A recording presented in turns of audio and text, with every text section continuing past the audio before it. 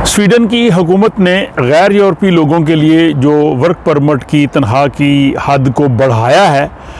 उस मुश्किल में अब ख़ुद स्वीडन की हुकूमत फंसती नज़र आ रही है और यहाँ पे बहुत बड़ा मसला जो है वो ख़ुद हुकूमत के लिए पैदा हो रहा है, जिसकी तफसील आज के इस व्लॉग में मैं पेश कर रहा हूँ। मैं हूँ स्टॉकहोम स्वीडन से आरिफ कसाना और आपको सलाम अर्ज़ करता हूँ। स्वीडन की हुकूमत ने, आप जानते हैं कि 1 नवंबर से जो कम से कम तनख्वाह की हद है वो 13,000 स्वीडिश क्रोन की बजाय 27,360 स्वीडिश क्रोन की है। और इसकी वजह उन्होंने ये बताई है कि चूँकि स्वीडन में जो लाइफस्टाइल है, जो लोग आते हैं, उनकी जो ज़रूरियात हैं, वो सारी चीज़ें हैं, वो 13,000 तनख्वाह से पूरी नहीं हो सकती, उनका इस्तेहसाल होता है और कम से कम उनकी तनख्वाह 27,360 स्वीडिश क्रोन होनी चाहिए, जिससे वो अच्छी तरह पे यहाँ पे रह सकें, अपने अखराजात पूरे कर सकें, अपनी फैमिली को रख सकें। इसलिए कम से कम तनख्वाह इतनी होनी चाहिए। अब यही बात यहाँ की जो ट्रेड यूनियंस हैं, उन्होंने हुकूमत को कहा है कि आप गैर मुल्की लोगों के लिए कह रहे हैं कि कम से कम इतनी तनख्वाह होनी चाहिए, तो जो लोग यहाँ पे काम कर रहे हैं उनकी तनख्वाह भी तो अब 27,360 स्वीडिश क्रोन करें ना। आपने खुद ही कहा है कि यहाँ पे स्वीडन में रहने के लिए जो किराया है घरों का, बाकी अखराजात हैं, वो बहुत ज़्यादा हैं, तो इस कम तनख्वाह में पूरे नहीं हो सकते। तो जो लोग हम स्वीडन में रह रहे हैं, जो हम यहाँ पे काम कर रहे हैं, हमारी तनख्वाह जो है वो 27,360 स्वीडिश क्रोन से कम क्यों है? और इसका जो पहला इजहार बाकायदा तौर पे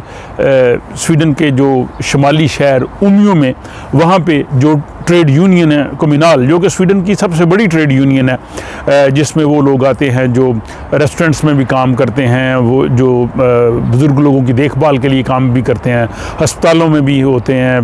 रेस्टोरेंट्स में भी, और बाकी जो बहुत से काम हैं उनमें वाबस्ता है। ये स्वीडन की बहुत बड़ी जो है वो ट्रेड यूनियन है कम्युनाल, और उस कम्युनाल की जो उमियो में उसकी जो सरबराह है ईथल हेनरिक्सन, उन्होंने वहाँ का जो कम्युनाल का मुकामी अखबार है कम्युनाल आर्बेतन, उनको उन्होंने पूरा इंटरव्यू दिया है और उस पर पूरा ये जो है वो आर्टिकल छपा है, जिसको और बाकी स्वीडिश मीडिया ने भी रिपोर्ट किया है। उन्होंने कहा जी कि ठीक है, आप कह रहे हैं जी कि यहाँ पे जो है वो लाइफस्टाइल गुजारने के लिए गैर यूरोपीय लोगों को इतनी तनख्वाह मिलनी चाहिए, तो हम लोग जो यहाँ पे काम कर रहे हैं, हमारी तनख्वाहें जो है वो 27,360 से कम क्यों हैं?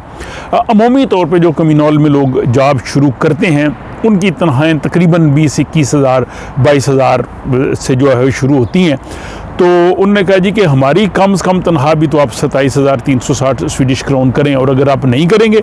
तो ये हमारे लिए जो है वो ज़्यादती है। और जो हुकूमत दूसरों के लिए चाहती है कि गैर मुल्की जो लोग हैं उनका इस्तेहसाल ना हो, वो यहाँ स्वीडन में अच्छे तरीके से रह सकें, वो अपनी ज़रूरियात पूरी कर सकें, तो अपने लोगों का आपको क्यों ख्याल नहीं है? तो स्वीडन की जो मौजूदा हुकूमत ने जो एसडी के प्रेशर पे आके जो मिनिमम सैलरी जो है 27,360 स्वीडिश क्रोन की है,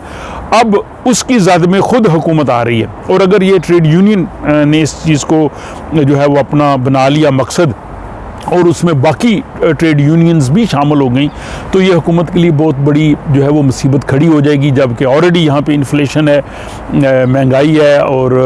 जो इंटरेस्ट रेट बढ़ रहा है, और स्वीडिश क्रोन जो है वो ऑलरेडी जो है वो बहुत वीक है, कमज़ोर होता जा रहा है। तो इस सूरत हाल में जब ट्रेड यूनियन की तरफ से ये प्रेशर आएगा तो हुकूमत को जवाब तो देना पड़ेगा। और अभी अक्टूबर से दिसंबर तक बहुत सी जगहों पे ट्रेड यूनियंस जो हैं वो मुज़ाकरात कर रही हैं तनख्वाहें बढ़ाने के लिए, क्योंकि हर साल 2 साल बाद स्वीडन में तनख्वाहें बढ़ती हैं। तो उसी सिलसिले में बहुत सी ट्रेड यूनियंस जो हैं वो मुज़ाकरात कर रही हैं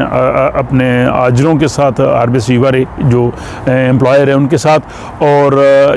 अगर ये उन्होंने अपना मुतालबा सामने रख दिया तो यकीनन हुकूमत के लिए बड़ी प्रॉब्लम खड़ी हो जाएगी। और ये जो उमियो शहर में जो कम्युनल की सरबराह है ईथल हेनरिक्सन, उन्होंने वहाँ पे जो मुकामी बल्दिया है जिसमें वो काम कर रही हैं और जहाँ पे उन्होंने मुज़ाकरात करने हैं तनख्वाह बढ़ाने के लिए, उन्होंने उनको 19 अक्टूबर का टाइम दिया है कि 19 अक्टूबर को हमारे साथ इस बारे में मुज़ाकरात करें। अभी कम्यून ने उनको जवाब नहीं दिया, लेकिन ज़ाहिर है कोई ना कोई तो जवाब देना पड़ेगा। तो इस व्लॉग से ये सूरत हाल सामने आई है कि स्वीडन की हुकूमत ने जो गैर मुल्की